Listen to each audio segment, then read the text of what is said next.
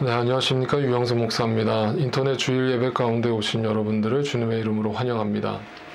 어느새 우리가 이렇게 인터넷으로 영상으로 예배를 드리기 시작한 지가 오늘로써 4주째가 되었습니다. 그 말은 여러분과 제가 이렇게 만나지 못한 지가 벌써 4주가 되었다는 얘기죠. 여러분들은 그나마 이렇게 매주 저를 영상으로나마 뵙지만 저는 여러분을 볼 수가 없기 때문에 그 안타까움과 아쉬움은 더 크게 느껴집니다. 그래서 바라옵기는 하루속히 이 사태가 잘 마무리가 되어져서 예전처럼 다시 여러분들을 만나서 얼굴과 얼굴을 마주하고 그리스도 안에서 참된 교제를 나눌 수 있는 날이 속히 오기를 진심으로 소망합니다. 그때까지 여러분 다 모두 건강하시고요. 여러분 가정과 여러분의 사업터를 주님께서 지켜주시기를 위해서 날마다 기도드리겠습니다. 빌립보서 강의 14번째 시간 디모데와 바울이라는 제목으로 하나님 말씀을 증거하겠습니다. 인생은 관계인 것 같습니다. 인생이 관계라는 말은 우리는 혼자서는 살 수 없다는 뜻입니다. 우리는 어떤 식으로든 사람과의 관계를 맺어가면서 인생을 살아갑니다. 때로는 그 사람에게 상처를 받으면 우리는 다시는 그 관계를 맺고 싶지 않아서 그 관계를 두려워하고 또 떠나기도 하지만 또 어느 정도 시간이 지나면 또다시 그 관계가 그리워지기도 합니다.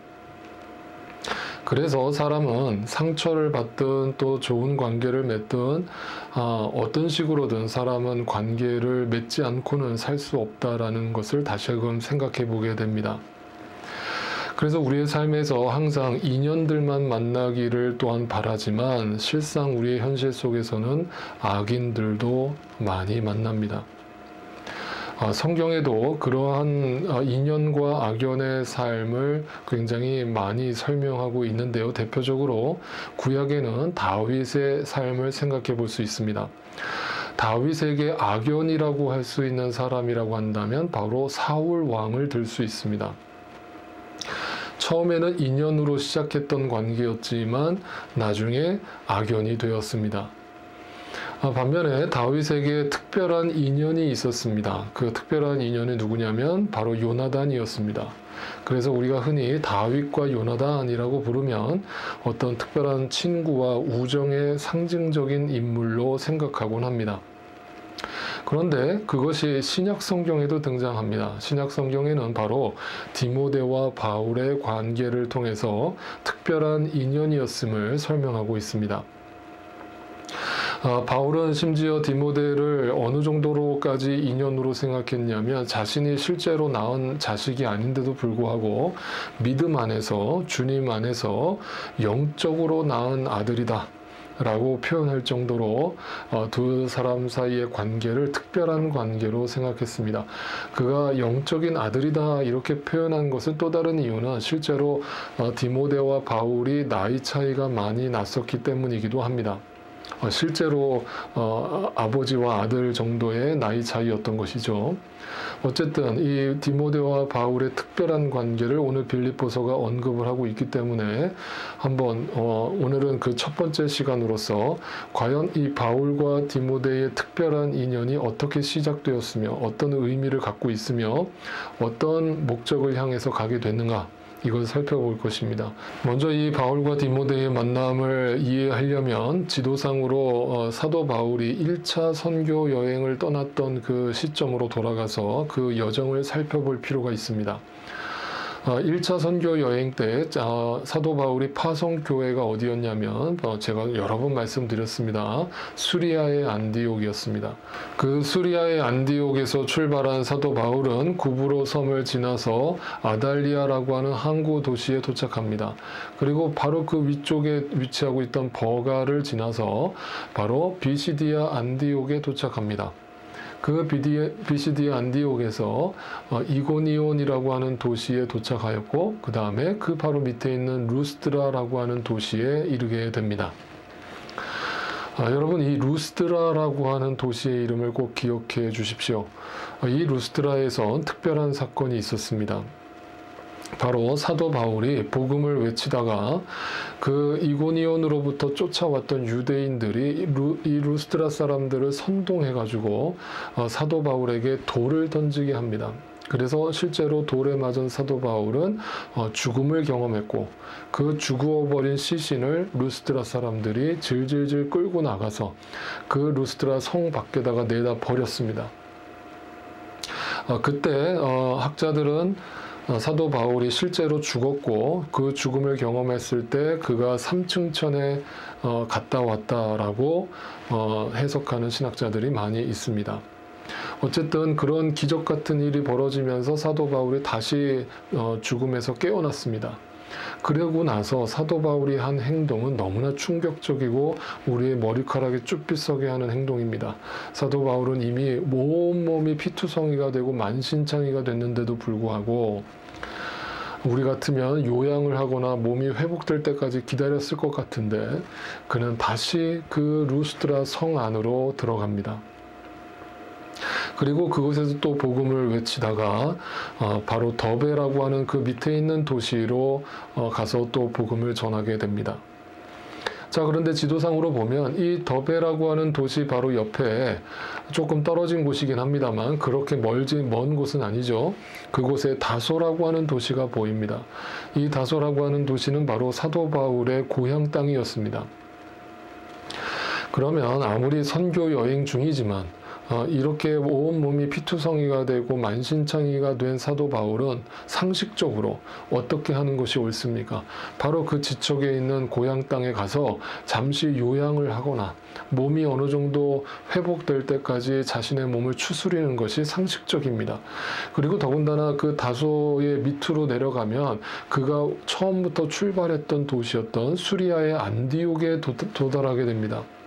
그렇게 해서 선교 여행을 마무리한다고 한들 누구도 뭐라 할 사람이 없습니다. 그런데 사도 바울은 이 더베에서 어디로 걸음을 옮기는가? 다시 루스드라로 들어갑니다. 저는 성경을 볼 때 정말 머리카락이 쭈뼛 서고 정말 저 자신이 한없이 부끄러워지는 순간이 종종 있는데 바로 이러한 사도 바울의 여정을 보면서 정말 그 순간을 경험하게 됩니다. 사도 바울은 미치지 않고서야 어떻게 이렇게 할 수 있는 것입니까? 도대체 뭘 보고 이렇게 하는 것입니까? 그렇게 사도 바울은 그곳에 들어가서 복음을 외쳤습니다. 그런데 제가 아까 루스드라라는 성이 중요한 도시라고 그랬습니다. 왜 그런가? 바로 그 루스드라에 누가 살고 있었는가? 디모데가 살고 있었습니다. 당시 디모데의 나이는 17세 정도로 추정이 됩니다. 그러니까 그 어린 나이에 디모데는 사도 바울의 그러한 모습을 보고서 아마 충격과 감동을 받았을 것입니다. 디모데는 그 사도 바울이 죽음을 불사하고 그렇게 죽을 고비를 넘기면서 또다시 들어와서 복음을 외치는 그 정말 미치광이 같은 그런 행동을 보면서 그 사도 바울 마음속에 있는 그 하나님의 열정을 보았고 그리고 사도 바울의 입술을 통해서 전해지는 복음을 귀담아 들었습니다. 그리고 그 1차 선교 여행을 통해서 디모데는 예수 그리스도를 따르는 주님의 신실한 제자가 되기로 사명을 받게 됩니다. 그리고 나서 사도 바울은 루스드라를 떠나서 이고니온을 거쳐서 비시디아 안디옥을 거쳐서 버가를 거쳐서 다시 수리아의 안디옥으로 돌아오게 됩니다. 그리고 나서 1년이 지났습니다. 1년 뒤에 사도 바울은 다시 2차 선교 여행을 준비하게 되고 제가 빌립보서 처음에 시작할 때 말씀드린 것처럼 2차 선교 여행을 처음에 계획했을 때는 1차 선교 여행과 똑같은 여정으로 가려고 했었다가 그 마가라는 사람의 문제로 바나바와 다투게 되면서 신라와 함께 새로운 선교 계획을 짜게 되었고 그로 인해서 1차 선교 여행과는 다르게 저 안디옥을 출발해서 북쪽을 거쳐서 다시 루스드라로 가게 됩니다. 그리고 사도행전 16장 1절은 그곳에서 디모데와의 만남을 기록하고 있습니다. 16장 1절에 바울은 더베와 루스드라에도 갔다. 거기에는 디모데라는 제자가 있었는데, 사도행전은 디모데를 소개하면서 제자라는 단어를 갖다가 넣었습니다. 자, 그러면 이 제자라는 단어가 뭐냐면 헬라어로 보면 미완료형으로 쓰여져 있는데, 미완료형이라는 건 뭐냐면 끝이 맺어지지 않고 오픈되어 있다는 얘기입니다. 그러니까 한 번, 두 번 제자의 삶을 살았다라는 것이 아니라 계속해서 지속적으로 과거에도 오늘도 또 내일도 그렇게 제자의 삶을 신실하게 살아가는 사람이라는 뜻입니다. 자, 이 제자라는 단어가 왜 특별한 단어인가를 제가 성경적으로 설명을 드리겠습니다. 보통 성경에서 어떤 사람의 이름이 등장하고 그 사람을 소개할 때는 이런 방식으로 소개를 합니다. 사도행전 10장 1절에 가이사라의 고넬료라고 하는 사람이 있었는데 그는 이탈리아 부대라는 로마 군대의 백부장이었다. 또 요한복음 3장 1절에도 바리새파 사람 가운데 니고데모라는 사람이 있었다. 그는 유대 사람의 한 지도자였다. 자, 여기서 사람이라고 하는 이 두 단어가 동시에 등장합니다. 그러니까 디모데를 제자라고 부르는 것은 그가 정말 목숨을 내어놓고 주님의 사명을 따르고 순종하는, 또 주님의 복음을 전하는 특별한 제자였다는 것을 호칭으로서 그렇게 설명한 것이죠.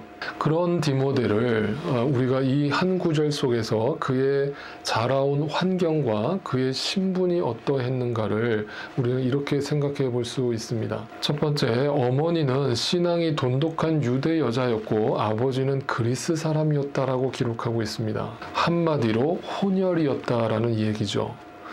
여러분 한번 생각해 보십시오. 오늘날도 불과 몇 년 전까지만 해도 우리 한국 사람들 머릿속에는 이 국제 결혼이라는 그런 개념이 거의 없었습니다. 그리고 한국 사람은 무조건 한국 사람하고 결혼해야 된다라는 생각이 강했습니다. 지금도 아마 그렇게 생각하시는 분들이 상당히 있으실 겁니다. 그런데 이미 이제 한국은 국제 결혼이 상당히 많이 늘어나고 있고 실제로 많은 사람들이 거기에 대해서 생각이 열렸음에도 불구하고 여전히 혼혈을 바라보는 시각이 곱지 않습니다. 그런데 하물며 지금으로부터 2000년 전입니다. 2000년 전에는 특별히 유대인입니다. 유대인들이 이방인과 결혼을 해서 거기서 자녀를 낳았다면 그 자녀는 단지 혼혈이기 때문에 핍박을 받았다라기보다는 어떤 영적인 피가 이제 왜곡되고 변질됐다라고 생각하면서 그를 저주받은 사람 취급을 했던 것이죠.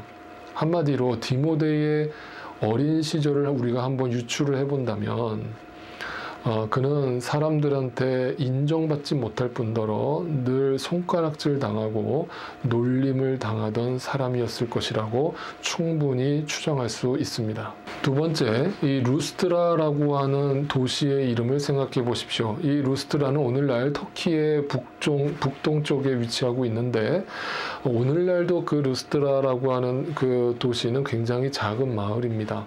그런데 그 고고학자들이 아무리 그 지역을 뒤져봐도 루스드라가 마을 터로 큰 도시로 자리 잡았던 흔적이 남아있지 않습니다.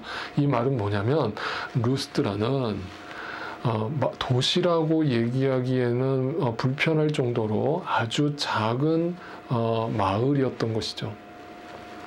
한번 생각해 보십시오. 그 어머니는 유대인이고 아버지는 이방인이기 때문에 사람들한테 놀림을 당하고 왕따를 당했다면 어떻게 대도시에서 살 수 있었겠습니까? 그러니까 소위 말하는 루스트라라고 하는 곳은 이제 그렇게 소위 말하는 이방인들이나 또 이렇게 왕따를 당하는 사람들, 소외된 당한 사람들, 어려운 사람들이 모여서 사는 작은 마을에 불과했던 것이죠. 그러니까 디모데는 시골 빈민 출신의 사람이었다는 겁니다. 또 한 가지는 그의 나이가 사도 바울이 1차 선교 여행을 할 때 나이가 17세라고 그랬고 1차 선교 여행이 끝나고 1년 뒤에 2차 선교 여행 때 디모데를 다시 만났다고 그랬습니다. 그러니까 디모데의 지금 나이는 18살입니다. 그러니까 미성년자란 얘기죠. 여러분 그 성경에서 미성년자 어린아이는 역시 사람으로 취급을 하지 않았는데요. 대표적으로 복음서의 오병이어의 기적이 일어났을 때 5,000명을 먹이셨잖아요. 그런데 그 5,000명이 남자들만의 숫자입니다. 그러니까 거기에는 여자들과 아이들의 숫자는 포함되지 않았습니다. 그 아이들이라고 하는 것은 미성년자를 뜻합니다.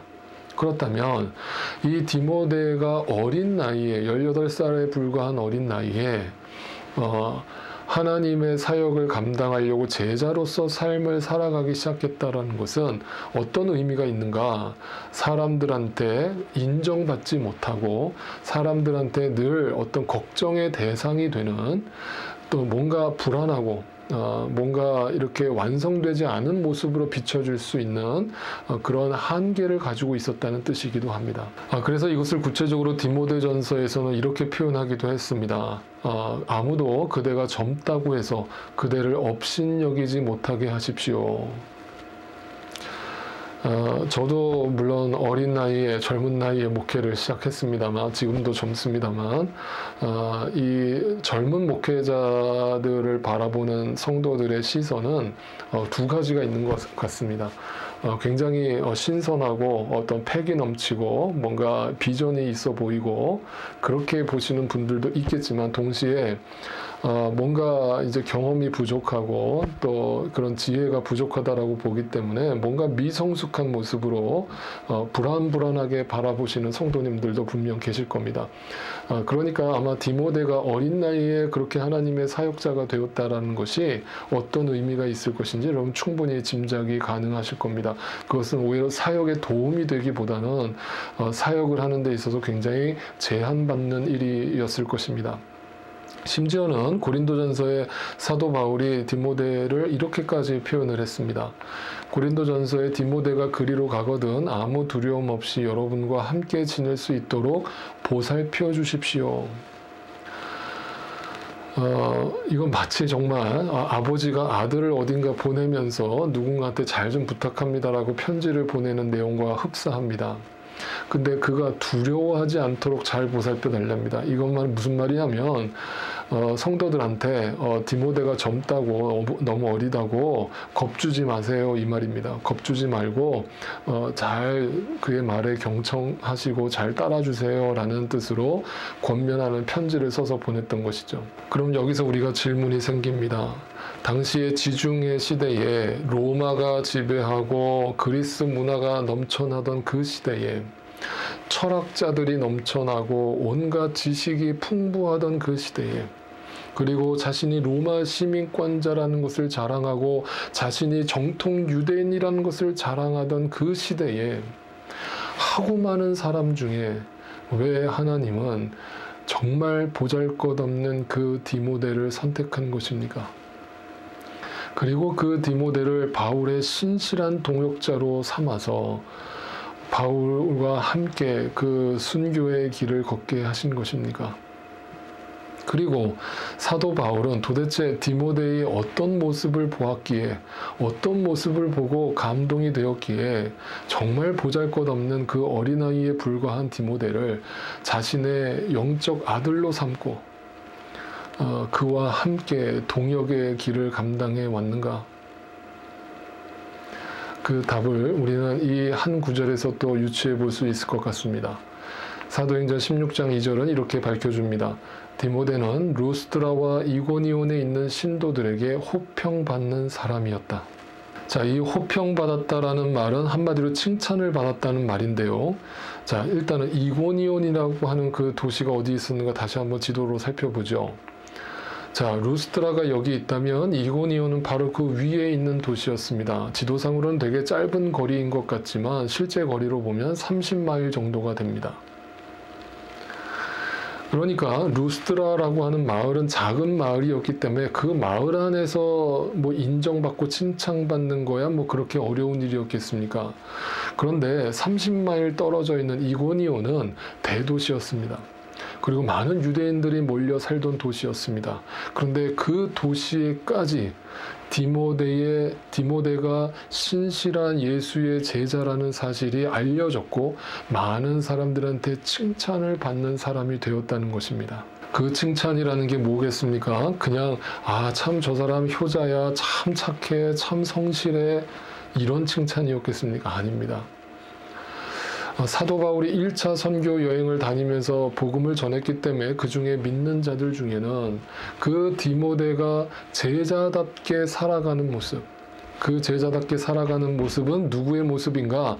바로 사도 바울의 모습과 닮아 있었던 것이고, 그 사도 바울의 모습은 십자가를 지고 가시는 예수님의 모습과 닮아 있었기 때문에 비록 보기에는 나이가 어리지만 그를 존경할 수밖에 없었고, 그리고 그를 칭찬하지 않을 수 없었던 것이죠. 그러면 다시 한번 생각해 봅시다.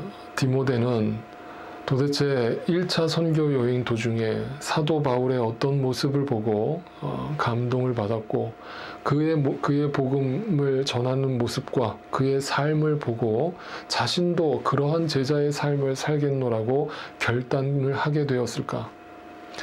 사도 바울은 그 죽음을 불사하고 어떤 일사각오의 정신을 가지고 복음을 전했을 때 늘 어떤 정체성을 가지고 복음을 전했는가?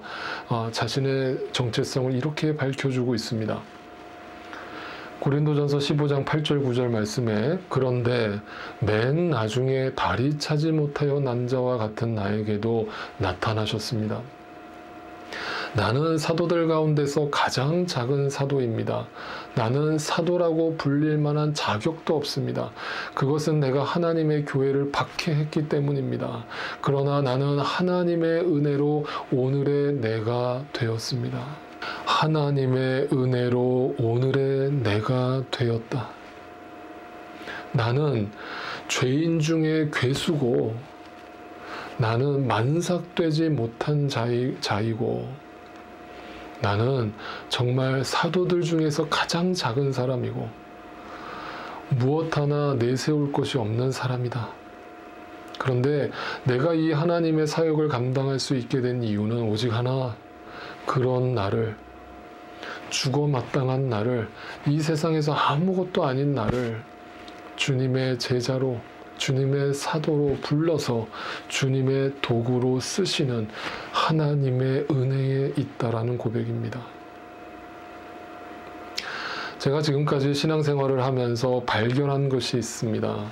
정말 하나님을 만난 사람, 정말 예수 그리스도를 믿는 사람들의 특징이 있습니다. 겸손합니다. 지극히 겸손합니다.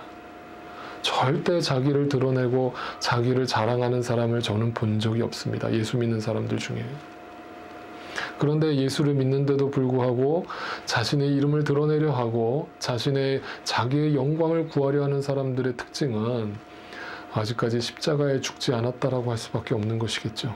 사랑하는 성도 여러분, 오늘 말씀을 통해서 이 디모데와 바울의 특별한 만남을 통해서 무슨 생각이 드셨습니까? 왜 하나님은 저렇게 아무것도 아닌 별 볼 일 없는 사람들을 불러서 쓰시는가?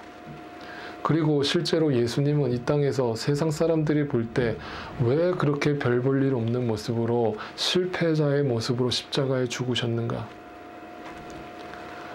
그것은 바로 하나님의 뜻이 거기에 있기 때문이었습니다. 약할 때 강함이 되시는 주님의 뜻을 발견하는 자만이 하나님의 신실한 약속을 믿고 그 길을 끝까지 달려갈 수 있습니다. 사람은 사람을 겉에 보이는 모습으로만 평가하고 판단하지만 하나님은 우리의 중심을 살피시고 별 볼 일 없는 그 인생을 들어서 사용하시고 쓰시는 하나님이십니다. 그러므로 오늘도 간절히 바라옵기는 우리 함께하는 교회 모든 성도님들이 그 하나님의 시선을 갖게 되기를 바라고, 그리고 바로 여러분 자신이 그렇게 하나님께서 부르시고 그렇게 하나님께서 여러분을 제자로 삼으려 하신다는 사실을 믿으심으로 디모데처럼, 바울처럼, 예수님처럼 정말 이 세상에선 버림받은 돌이지만 하나님 나라의 모퉁이 돌로 쓰임받는 저와 여러분이 되시기를 진심으로 바랍니다. 우리의 모퉁이 돌이 되시는 주님의 이름을 찬양합니다. 우리의 반석이 되시는 주님의 이름을 찬양합니다. 우리의 모든 삶이 흔들리는 이 시대 가운데, 이 사태 가운데 우리의 삶을 두려움 없이 흔들림 없이 그 반석 위에 세워주시고 우리의 성전이 되어주신 예수 그리스도의 이름을 찬양합니다. 여러분 그 이름을 붙들고 오늘도 승리하실 수 있기를 주님의 이름으로 축복합니다.